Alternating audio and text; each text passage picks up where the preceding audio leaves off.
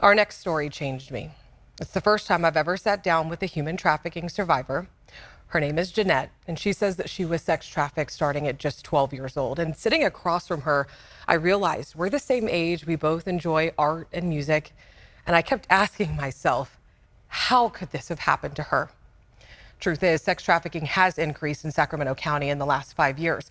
Hospitals are one place that human trafficking victims end up. Problem is, not all doctors are trained to see the signs.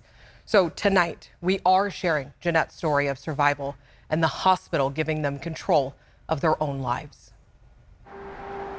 I grew up out here in Sacramento. I've been awarded the state since I was, 5 years old. Janette Diaz remembers the day she was taken from her mom and forced into foster care.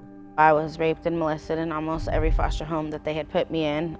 So it caused me at the age of 12 to say, forget this, I'm going to go run away and I'm going to find my mom. Not knowing that it would turn into something deeper when I found her. She found her mom on Stockton Boulevard in South Sacramento. After they reunited, she says that her mom slowly began grooming her to become a prostitute. Soon after came the unimaginable. My mom was selling me for sex for men. She was actively force-feeding me methamphetamine for a trafficker. They know what to look for. They want to find the broken person. They want to find the person that has absolutely nobody, because who's going to come looking for me? You never would think somebody would do something like that. In my eyes, I was helping her. I knew something was wrong, but other people did this to me before and nobody took it that serious. Dr. Ron Chambers is the medical director of Dignity Health's Medical Safe Haven Trafficking Clinic in South Sacramento. The majority of his patients are young girls born and raised in the Sacramento region. I think a lot of people kind of have the perception that it's going to be somebody coming in from overseas or from another area, and it's a much more insidious problem than that. Dr. Chambers says familial trafficking largely goes unrecognized. Their mom did it because she needs drug money. She sells her daughter to the guy across the hall or down the street or in the trunk of the car driving around town selling her. These are the kind of familial trafficking situations, again, that we deal with every day. The Sacramento County Sheriff's Office says sex trafficking has increased in the last 5 years. Sacramento Sheriff and former state assembly member Jim Cooper says state law makes it harder to rescue sex trafficking victims. 3 years ago, California decriminalizes childhood prostitution. So if you're a kid and you're under 18, prostitution is no longer a crime. So if you're a pimp, I'm just using minors all day, every day. When you're up there passing those dumb bills, nobody knows. Court records show Janette's mom pled guilty in 2004 for selling Janette for sex at just 13 years old. Janette went to juvenile hall. At 13 years old, I was labeled as a prostitute. I didn't have freedom since I was a kid. My whole life, I was labeled as a prostitute instead of a survivor or a victim. I became an addict. I was forcibly fed methamphetamines. I needed it, I wanted it, which caused me to be re-trafficked again. But everything changed for Janette when she was thrown down the stairs by her trafficker. She was hospitalized and found out she was pregnant. That was my way to escape and get away. My daughter saved me from being trafficked. It led her to the Medical Safe Haven Clinic, where she met Dr. Chambers. Studies show that up to 88% of trafficking victims have been in contact with a medical provider at some point while being trafficked. But not all physicians are trained to see the signs. There's nothing in medical education telling us to talk to our patients about trafficking. So if we have this incredibly prevalent issue and we have this opportunity, why aren't we doing something about it? In 2016, Dr. Chambers and his team at Dignity Health launched the Medical Safe Haven Clinic. The clinic doesn't just connect human trafficking survivors with community resources.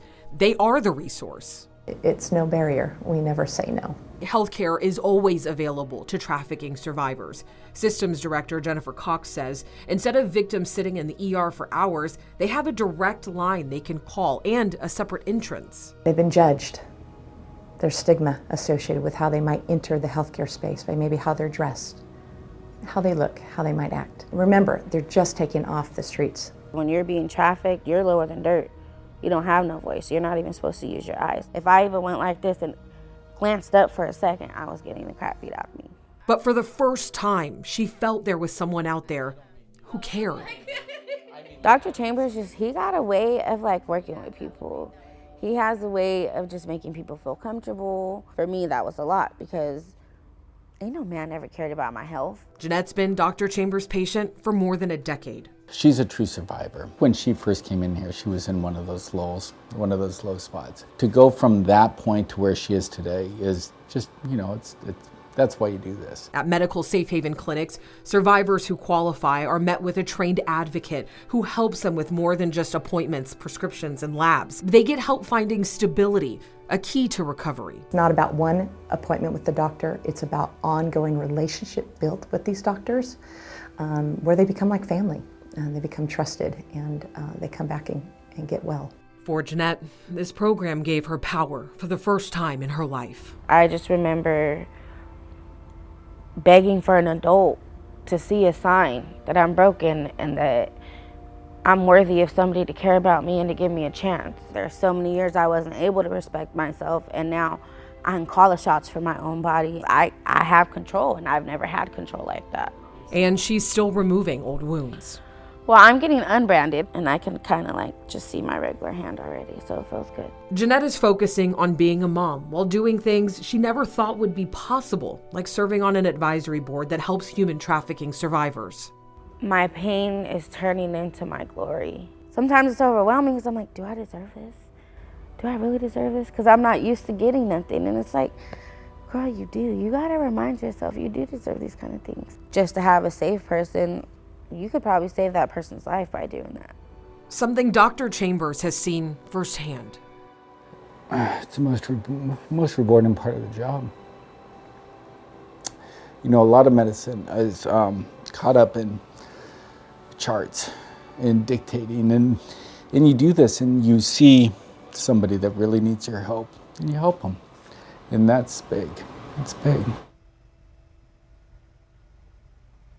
I also want to mention that Medical Safe Haven has 5 clinics throughout California, and what's unique about their program is they require all doctors in training to complete in-depth human trafficking training as part of their curriculum, and their hope is to prepare the next generation of doctors so they don't miss the signs.